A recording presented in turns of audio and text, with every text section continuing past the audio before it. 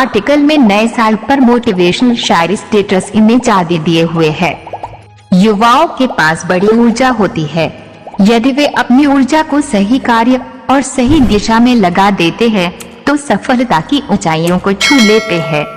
युवाओं को जीवन में आगे बढ़ते वक्त अपने स्वास्थ्य और चरित्र का विशेष ध्यान रखना चाहिए, क्योंकि बड़े लक्ष्य हासिल करने में इनका महत्वपूर्ण योगदान होता है। भी खत्म नहीं होती है, इसलिए हमेशा सीखते रहे और पढ़ते रहे। नए साल पर खुद में नई ऊर्जा भरकर अपने लक्ष्य मंजिल की तरफ लगातार बढ़ते रहे।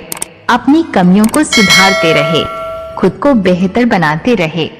उसे पता नहीं इंसान का वक्त बदलता है जब तुम्हारी असफलता पर कोई हंसता है। सूरज घोर अंधेरों से लड़कर निकलता है। दोस्तों, वीडियो को लाइक और सब्सक्राइब करें।